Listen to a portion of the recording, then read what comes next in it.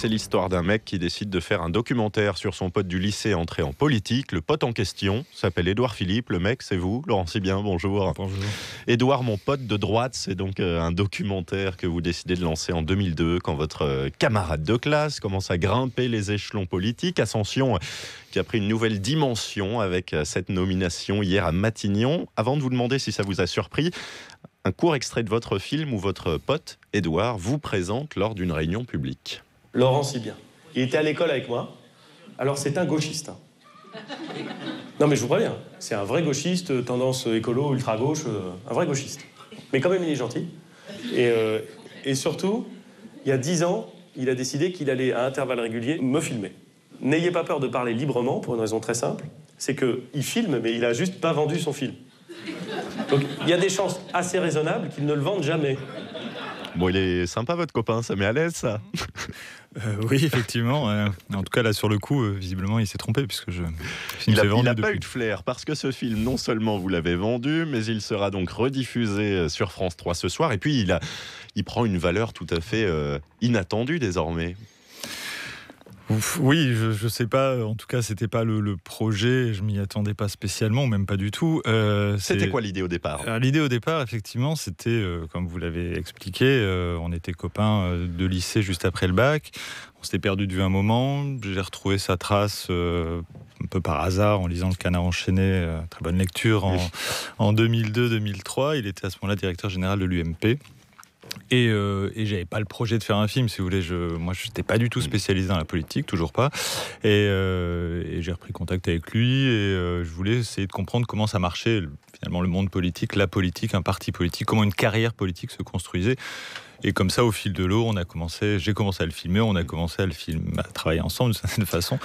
Et c'est devenu beaucoup plus tard ce premier volet d'une série, en fait. C'est une série documentaire que je souhaite. Vous l'avez appelé mon pote de droite, il ne l'était pas forcément quand vous vous êtes connus au lycée. Il a milité au PS dans sa jeunesse.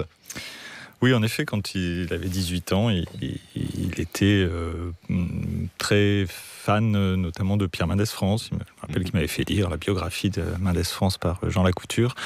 Voilà, il avait beaucoup d'admiration aussi, je crois, pour Michel Rocard, qui était à ce moment-là Premier ministre. Voilà, alors moi, comme j'étais un gauchiste, comme il le dit, je trouvais déjà à 18 ans qu'être Roccardo Mendesi, c'était déjà être de droite, mais c'était plutôt une blague entre nous. Bon, ce pote de droite, il va devenir le Premier ministre de droite pour des millions d'électeurs plutôt à gauche, des gauchistes peut-être, comme vous. Vous pensez qu'ils auront la même tolérance que vous pour ces divergences de vues ? Il y a des silences qui en disent non, peut-être. Non, je vois pas ce que vous appelez la tolérance. L'intérêt que vous avez, en tout cas, vous avez gardé contact, vous avez gardé des liens forts avec cet ami qui ne partageait pas vos idées. Est-ce qu'il faudra la même... Remarquez que la réciproque est vraie. Il va devoir jouer avec cet équilibre. Oui, honnêtement, je suis vraiment pas le mieux placé pour faire certainement pas l'analyse politique. C'est pas du tout mon rôle. Moi, j'ai fait un film, c'est un travail documentaire. C'est à travers ça, moi, ce qui m'intéresse. Qu'est-ce qui vous a fasciné dans son parcours ? Et c'est dans son parcours. J'ai presque envie de vous dire, c'est mon seul pote homme politique, donc j'ai pas fait un casting pour savoir si j'allais filmer lui ou quelqu'un d'autre. C'est juste que je l'aimais bien, qui me fait plutôt marrer, qui a plein de qualités, évidemment, son intelligence, etc. Après, moi, ce qui m'intéresse, c'est à travers son parcours, qui est à la fois exemplaire d'une certaine façon, son parcours même académique, enfin je veux dire avant de faire ce qu'il fait maintenant, et puis il a sa propre personnalité, sa propre façon de voir les choses, mais quelque part moi ce qui m'intéresse c'est à travers un portrait comme ça sur le long cours de comment se construire une carrière politique, c'est aussi de comprendre, d'interroger nous notre rapport de citoyen au pouvoir, au chef. Est-ce qu'on a besoin d'un chef ? Voilà, bon, c'est des questions qui sont finalement au-delà de sa personne. Et c'est ça moi qui m'intéresse. Une leçon à l'arrivée justement que vous avez retenue de ces heures à passer avec lui dans des réunions publiques, dans des rassemblements. Sans doute plein, donc c'est difficile d'en sortir une, mais